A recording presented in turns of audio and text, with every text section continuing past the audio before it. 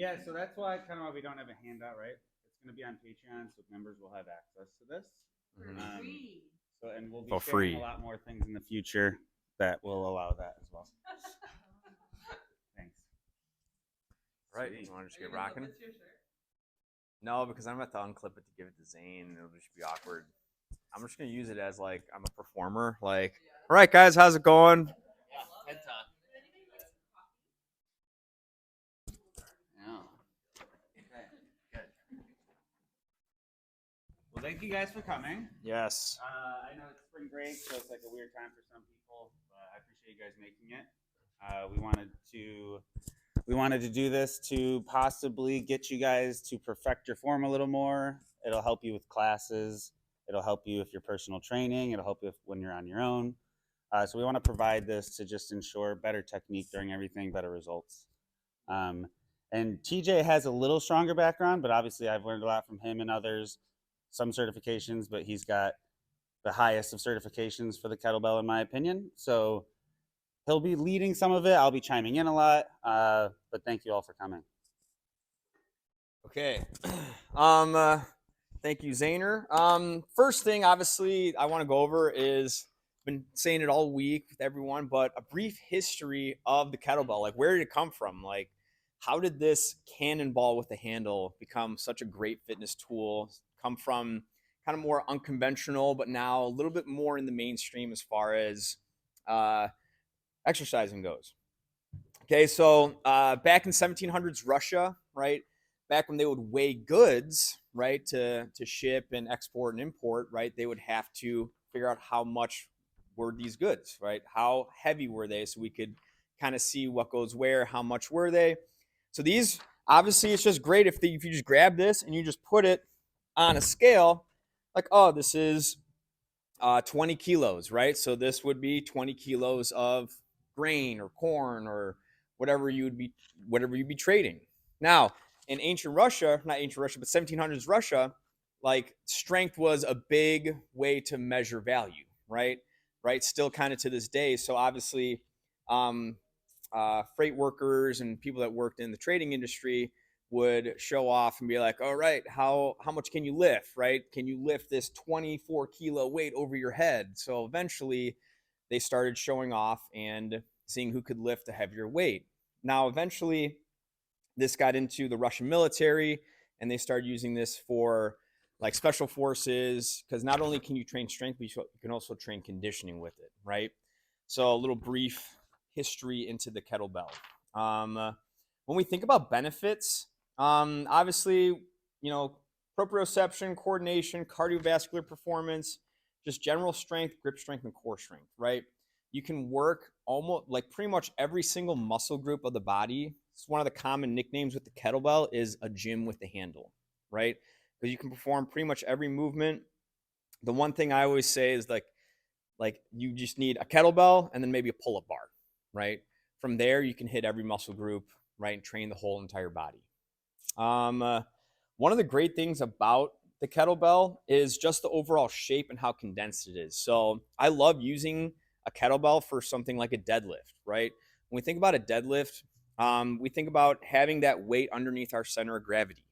So that condensed nature of the kettlebell makes it very easy to lift it up without causing major technique or safety issues, right? We can stand directly on top of the weight. It's not a barbell. Barbell, we have to make sure that we're focusing on keeping that barbell close to us the entire time. If that barbell gets away from us, it can cause a lot of tension on the low back. Now, another thing, let's see. Easy to travel with, which is nice. So Also very easy to travel with. Small ones, bring them on your trips. Yeah, and you don't need to go super heavy, especially when you're traveling. Just need something that's like somewhat challenging because, again, if you understand how to use intensity and volume, you can get a great workout even with not so heavy of a weight. Also, with the shape of the kettlebell, having it in like the front rack position, having it so far away from the body actually challenges the core more to make sure that you're keeping it stabilized, right?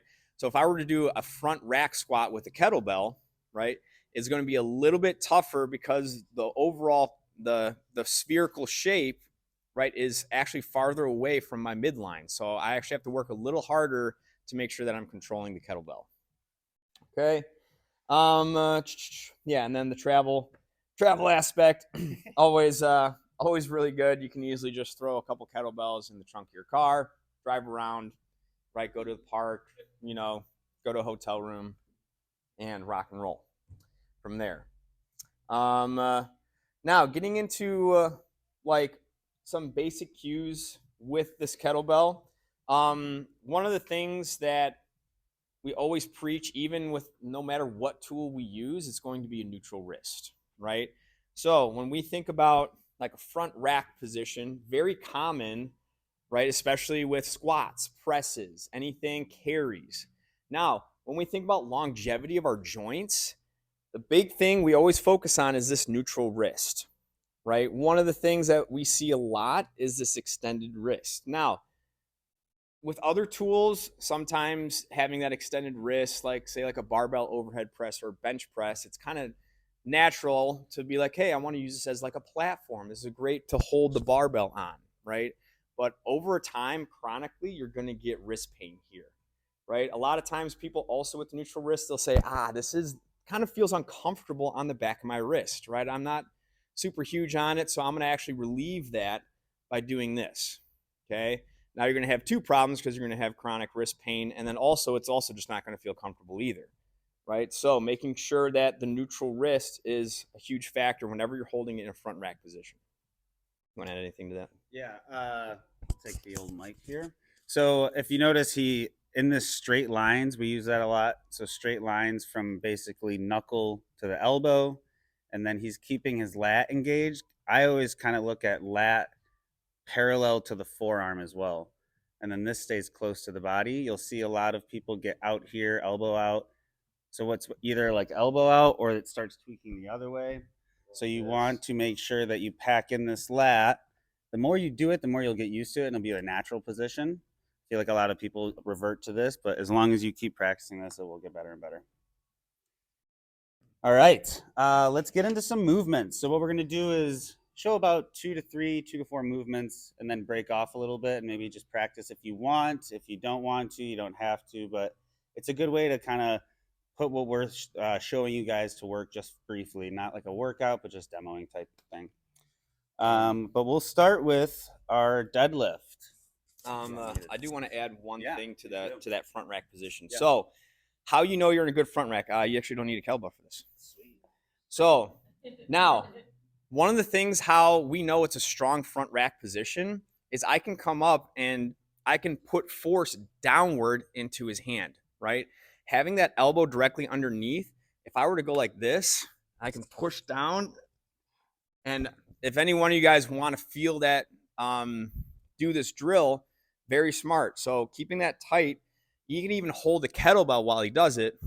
I should be able to come down and really push down, and he's strong. So that's how you know their lats engaged. One, if his elbow's out here, right? No way, right? If I push down, the internal rotators of the shoulder would just be like, see ya, right?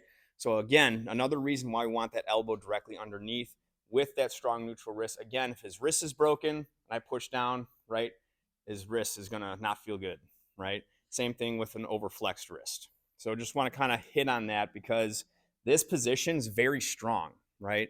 We can hold a very heavy weight in this position, especially if we think about the technique. Okay. All right. So first one we want to get into is going to be the deadlift, right? The standard. One of the things that I think the kettlebell is best for, and in my opinion, better than any tool, right? So when we think about the deadlift, again, it's center of gravity. So our center of gravity is down the midline of the body. So whenever I talk about and we talk about where should we line up, I always say the handle should be more by your heels than your toes, right? So if you look from a side profile view, that handle should be covered up by his lower leg. Now, when we think about deadlift cues, again, softening the knees, chopping the hips back, keeping good posture, right? The last thing we want to see when we approach a deadlift is a rounded spine, right?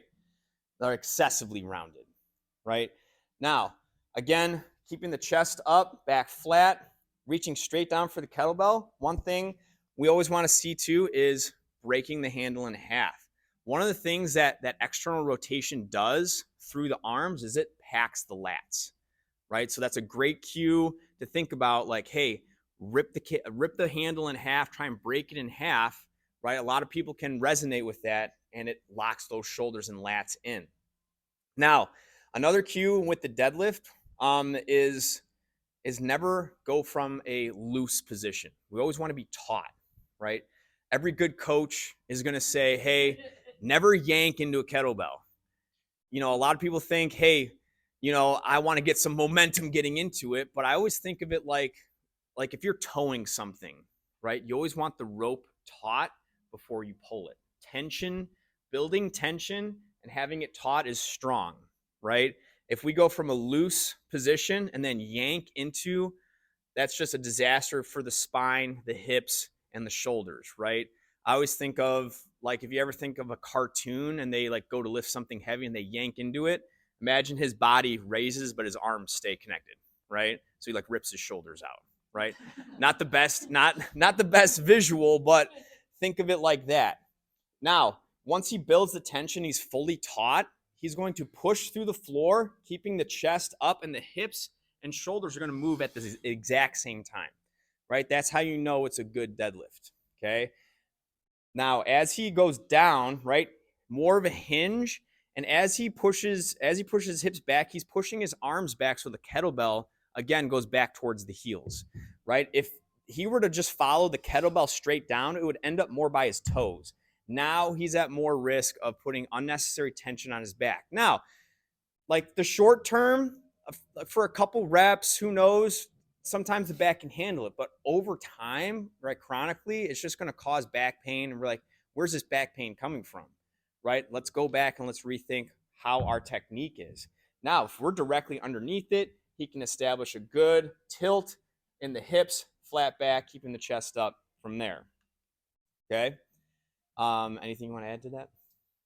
Yeah, I do think some people get in the habit of looking down a little too much on their deadlifts, which is okay at a certain point. But when he looks up, it does put his shoulders in a better position, keeps his chest proud. If he starts to look down, he's going to loosen the stretch here a little bit, and then he's going to start cranking his neck forward, and it's not going to put it into the hips as much as he would like.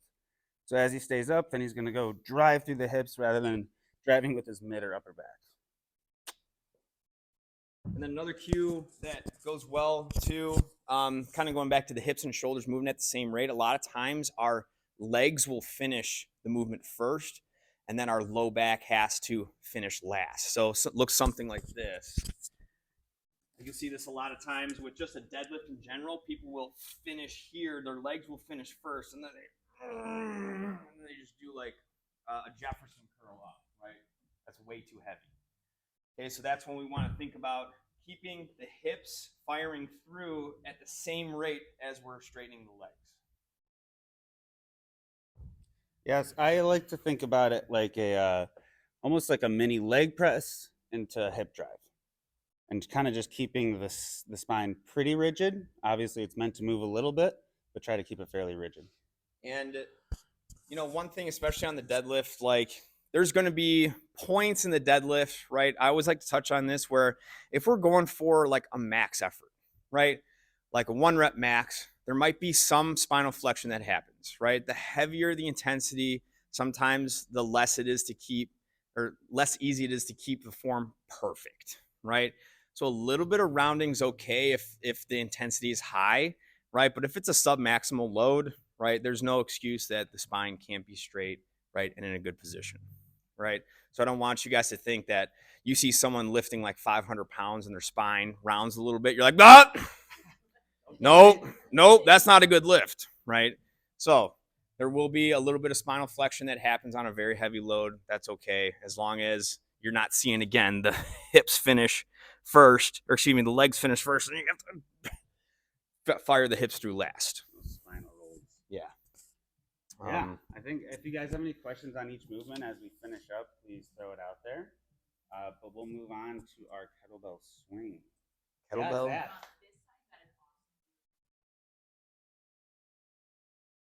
love to. Oh, absolutely. So I'm reaching down. As I stay in this position, I'm going to bend the bar, bring the hips back, bring the chest back, so almost like a wedge. And then I'm going to drive through the ground, through the heels, but still keeping the toes down. So as I get back to that position, you can either kind of reset or just stay in that position and slightly tap as you stay taut. But yeah, it's all about keeping everything together. Try not to hyperextend the spine, but keep it pretty rigid. Yeah, like any cue where it's like excessive hip tilt, right? Not really necessary. Okay. Um, okay, now getting into the swing. This is something that comes with many moving parts, many drills to work on certain things because some people might have issues where other people don't, and vice versa. When I think about setting up for a swing, I view it as a triangle, right? So the head of the kettlebell is going to be the top of the pyramid of the triangle. Your feet are going to be the base. Okay. Now, when you set up you grab the weight, right? And you're going to shift the weight back into the center of your feet, and you're going to tilt the bell back, right? One of the things that we talk about a lot is that hike, right? The hike is super important, especially to generate momentum for that kettlebell. Now, when he's ready, he's going to hike that kettlebell back strong. Now, we liken it to like a long snap of a football, right? One of the things he does, he picks it right up off the ground and hikes it back into his waist. Okay. Now, stand up for me real quick. Now, from the hike, we're going to go into the hip extension or the hip drive or the snap, right? I call it a snap because we want it to be explosive. Now, I do this a lot with my classes. I have you guys demo a vertical plank, right?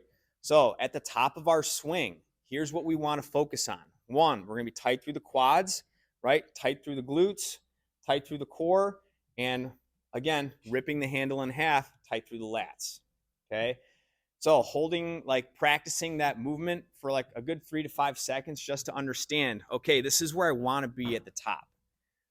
When we think about a strong vertical plank, we can swing a very heavy weight and it won't just pull us away. You can tell when someone's really locked into their vertical plank by the finish of their swing, right?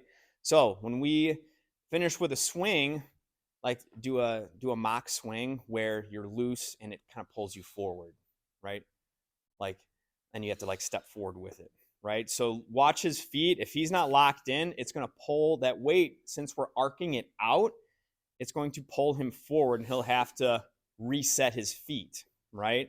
But with a strong vertical plank, it's just going to arc out in front of him and he'll catch it, right? Let's go back. Now, when we think about starting from the hike, when that bell reaches its apex of the hike, we're then going to snap our hips into extension into that vertical plank, okay? Now, a lot of cues that I hear that, do help people. I'm not going to say this is a terrible cue or a bad cue by any means, right? I think it helps a lot of people in terms of like how to make sure that the kettlebell doesn't get away from them too much. But like tucking the elbows into the rib cage is too much here. Yeah, do too much. So it's like T-Rex arms, right?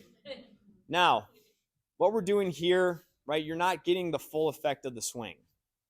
Now, if you're working on ripping the handle in half, you'll be able to let those elbows release at a more natural swing arc, okay? Another thing that he's doing is we're swinging up to chest height, okay? No higher, no lower, okay?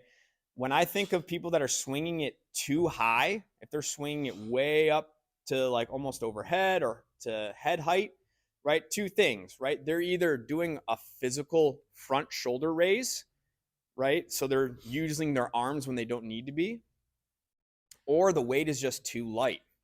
Now, on something like a kettlebell swing, everyone is capable of swinging very heavy, right? I think a lot of people underestimate their strength and they decide, I'm going to go lower. But once you really nail in your technique, right, you can actually swing very heavy weights. Like those weights over there shouldn't be intimidating for anyone because everyone's glutes are probably strong enough to swing, even like the heaviest ones that we have.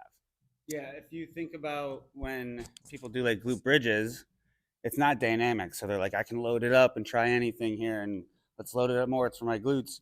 But kettlebell swing is primarily glutes.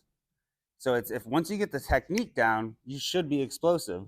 So if you want to do a quick set of 5, when he explodes, it comes right back to that same position at the bottom every time. Once you get that down, like that bird in the water, right?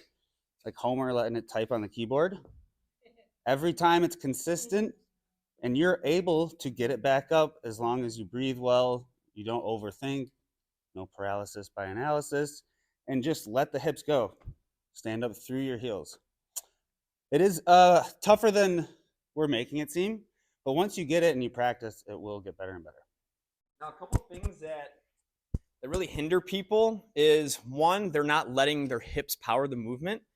And you'll see that by this. Can you do like a front, like where you're using too much arms?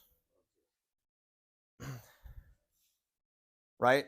So there you'll see that, okay, so Zane's, I would say, he's using too much arms. Now, a great way, now, a couple drills to help with that is going to be something called a towel swing. I'm going to grab a strap real quick. Perfect. Yeah, so you'll see with the towel swing, it forces him to keep his hands high up in his hips. So he's able to not allow it to hit the ground because he's keeping his hands so high up in his hips. Not a towel. This works. Well, what I'm doing is I'm extending and I'm giving the kettlebell more of a free motion. So if I raise it with my arms, since my arms aren't connected and as rigid as it would be with a towel or a rope, what happens is if I try to lift it with my arms too much, I get external feedback where it yanks me down. Now, obviously, we want to avoid that, but it's a great way to then say, hey, like, oh, wow, I guess I am using my arms too much, right? So if I hike it, now all I want to do is get a good pendulum, and I can still get a good swing where I'm using the hips to drive without using too much arms. Again, if I use too much arms, it yanks me down, okay? So Yeah, so, and you notice he said the triangle between the kettlebell and the 2 feet, right? There's also a triangle between the knees and the upper thigh area. So we want to stay up high in that area. Once we start to get down here, there's so much room for error. It's hard to get back into that tight hamstring position. So we want to raise it up every time, force it up high. I always say when you're hiking, act like you're hiking to Tom Brady for the Super Bowl pass, right? You throw it down here, the other team's winning. So try to stay high and tight. So that's another common mistake that we see with kettlebells is they don't tame the arc, right? So taming the arc means as it arcs up from my waist, I have to tame the arc back to my waist, right? So a lot of times people think with, okay, I need to anticipate this backswing. I need to get my hips back to then be able to catch the kettlebell. And that's their body's telling them that, but their body is setting them up for failure, right? What we want to do is we want to stay patient and play chicken. As we come down, the kettlebell floats back down into our waist, and then we break when that kettlebell is about to hit the hips, okay? Now, there's a couple ways. Obviously, cueing can help, but there's also a couple drills that I like to use as well. One is changing the setup. Instead of starting from the ground, we have them start from up here, and then we have them do baby swings, right? So they hinge, swing, and they slowly build up the swing, and they understand, okay, the kettlebell has to come back high into the hips. And now I'm up to my swinging height, and I understand that I have to have my my hands come back high into my hips. Now, if for some reason, okay, we did the baby swings, but then once they get up to swing height, they're pushing the hips back. One of the things we use is a med ball, right? Some of you guys might have some of you guys might have used this. I might have used this drill with you guys. Is what I'll do is I'll put a med ball between your feet, right? As you swing, we want to keep that kettlebell above the med ball, right? That external feedback from hitting the med ball is going to give us that, oh, okay, I'm letting it swing too low, or my hips are bailing out too soon. So this one.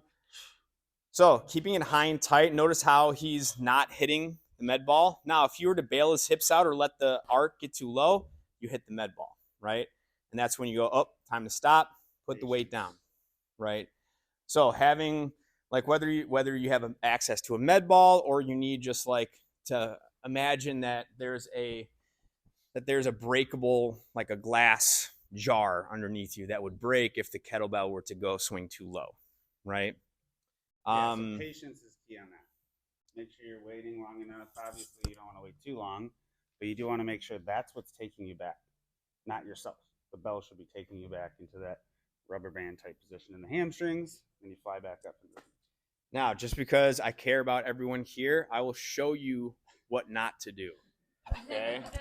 I already said I wouldn't do that. So this is, but it's a good visual, right? So it's tough when you yourself can't see it, but this is what it looks like when you bail your hips out too early. If I could hike it here, I push my butt back, it pulls me back down. And people will swing like this, right? Where all that tension is going into my back, right? Now, I only do it because my tissue capacity is able to handle that, but I guarantee you a lot more of that, it would start to really hurt my back, right? So having a good visual of what that looks like, okay, I'm pushing my butt back too early. Watch, like I always say, watch what happens. If I keep my hips engaged, my hands drop straight to my hips. Now, if I push my butt back, my hands only have one way to go, and that's low. So whenever we say don't let the kettlebell drop below your knees, that's kind of what we mean by that, right? Comes down, drops below the knees, right? And it puts all the pressure and tension on the low back. For a couple, it's okay. Chronically, it's going to cause a lot of back pain, right? And then you're going to be like, my back hurts. I hate kettlebell swings. Kettlebells are dangerous, right? Then the stigma gets attached. Yeah, and you don't use the right things, right? So you're not going to get the results you want either. So your glutes aren't being used like they're supposed to be used. It's more low back, hamstring, and then the next day you're like, "What the heck, guys? That sucked." So you don't want that. I don't want to use kettlebells anymore. Okay. Any questions on that? Yes.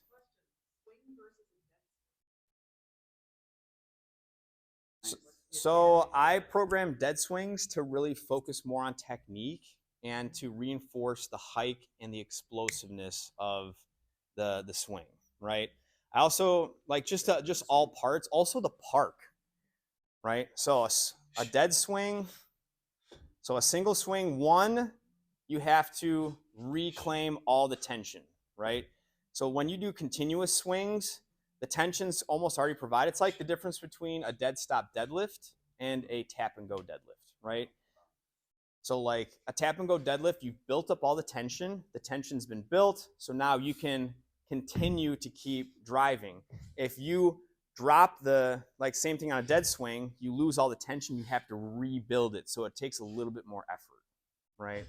So one, it reinforces all the techniques that you want to make sure that you're practicing, and it's just a little tougher, right, as opposed to just continuous swings.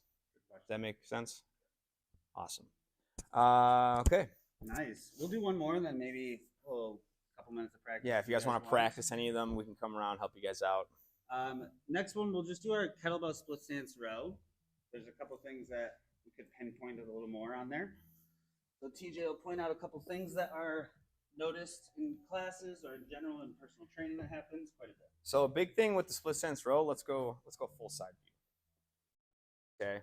And let's actually go other side so people can see the row portion of it. Great. I'm sorry. So one thing we look for is a straight line. We want to think straight line from the heel all the way up to the head. Now, what that requires is some flexion in the front knee, right? A lot of times people will just straighten that knee, right? And we have a noticeable curve in there, right? So putting flexion into that front knee. Now, when I look, okay, he's got a straight line from his heel to his head. The two H's, right, make a straight line. Now, another thing we'll see is high heel. This is one thing we preach on a lot of our movements, right? So here, it's just a fully stretched, there's zero engagement in his posterior chain, right? One, it's hard for stability. And two, it leads to a lot of like ankle, Achilles issues, right? So he's going to externally rotate his foot high up on the heel. Now he's way more active in his posterior chain, which is going to give him more stability, right? Now, a couple ways we can do the stability part on the front. Now, if he really wants to challenge himself, he could take his arm off his leg and put a lot of tension in the front leg there. If he needs, if the fatigue starts to build up, he can take his forearm and place it there to help, okay? Now, we really want to make sure that the shoulders are square to the ground. When he goes to row, he doesn't want his right shoulder open. Yeah, so he's like pulling his chest open there, right? Another thing that we want to see, if it's able, right? We want to have a nice full stretch on the muscle, right? So if you see the arm come out of the socket, right, at the bottom, right, where that protraction happens, right, that's not necessarily a bad thing, right? Now, if he's being irresponsible and just ripping the weight up from there, right, then okay, that might become an issue. But if he's staying taut and he's being responsible and giving a strong pull, right? Now, we want to think when we row, the string is attached to the elbow, and the elbow is what pulls back, right? It's not that you're pulling your hand up towards your armpit, right? So it's not necessarily that. We want to have a nice, like, so his humerus, his upper arm, that's where the lat attaches. That's what we want to be the prime driver of that movement, right? Now show like too much humerus. Yeah. Right? So now he's getting lat activation there, but he's not taking advantage of one, his secondary muscles, which are going to be his biceps and his brachioradialis there. Okay. So we want a good happy medium between that so we can get good lat activation and also upper and lower arm activation. Okay. Anything you want to add to that? I know that was really good. Okay, so a big thing there, like, and it's become like kind of like mainstream, like you hear a lot of these like Achilles tears, right? Happening a lot in sports, right? I think it's, to me, obviously it's just from chronic going from a stretched position to active really fast, right? We're going from stretched from not a strong position here, right? So if we think about like, man, all these athletes, why are they tearing their Achilles, right? Because they're keeping that heel down, which is putting a lot of stretch on that tendon, right? And then they're asking their muscle to then contract and asking that Achilles tendon to stretch even more, right? So in terms of a strength and conditioning aspect, right, that's what we see, right? There's probably a bunch of other factors that could be involved in it. But when I see it as a strength coach, I'm like, oh, he's going heel down straight into plantar flexion, right, from a stretch position. So as a strength coach, I don't like to see that, right? There's probably a bunch of other different perspectives on that. But you think, man, what's with all these Achilles tears, right, that are happening in sports lately? So that's a strength coach's prerogative on that. Okay. If you guys want to come up and give these a try, it's completely optional, right? You don't have to. It's not like in front of everyone. Break off into like 2 or 3 and give them Yeah. like try it. Give it a shot.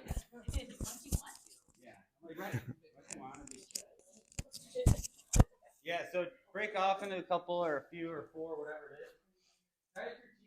Yeah, feel free to grab a very light weight. It doesn't need to be a working weight, you know.